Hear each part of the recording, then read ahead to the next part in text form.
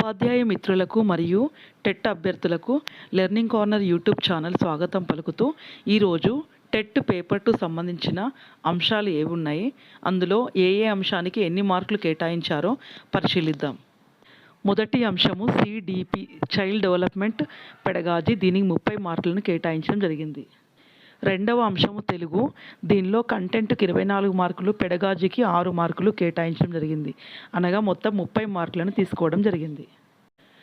మూడవ అంశం ఇంగ్లీష్, దీనికి కూడా కంటెంట్ 24 మార్కులు, పెడగాజీ 6 మార్కులు, మొత్తం 30 మార్కులకు తీసుకోవడం జరిగింది. నాలుగవ అంశం మ్యాథమెటిక్స్ అండ్ సైన్స్, ఇది సైన్స్ గ్రూప్ వాళ్ళకి కావచ్చు, మ్యాథ్స్ వాళ్ళకి కావచ్చు.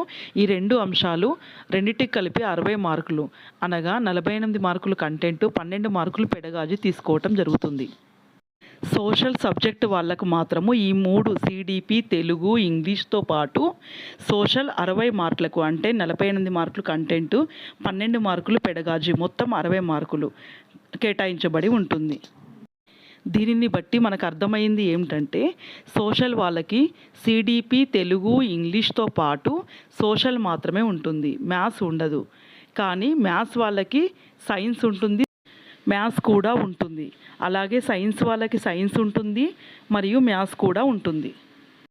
ఇక్కడ మీరు ఒక విషయాన్ని గమనించాలి, కేవలం డిఈడి చేసిన టీచర్స్ మాత్రమే రాయాలి అనుకుంటే పేపర్ 1 మాత్రమే రాయండి. బీఈడి కనుక చేసిన టీచర్లు ఉన్నట్లయితే వారి యొక్క మెథడాలజీ ఆధారంగా వారు ఖచ్చితంగా పేపర్ 2ను అటెంప్ట్ చేయాల్సి ఉంటుంది. మరి కేటగిరీల వారీగా టెట్ యొక్క ఉత్తీర్ణతను కనుక గమనిస్తే మొత్తం 150 మార్కులకు గాను ఓసీ జనరల్ కేటగిరీ వాళ్ళకి 90 మార్కులు రావాల్సి ఉంటుంది, అంటే 60% ఉత్తీర్ణత కావాలి. బీసీ వారికి 75 మార్కులు రావాల్సి ఉంటుంది, అనగా 50% ఉత్తీర్ణత కావాల్సి ఉంటుంది. SC, ST and PHC physical handicapped వాళ్ళకి 60 మార్కులు రావాల్సి ఉంటుంది, అనగా 40% క్వాలిఫై అవ్వాల్సిన అవసరం ఉంటుంది.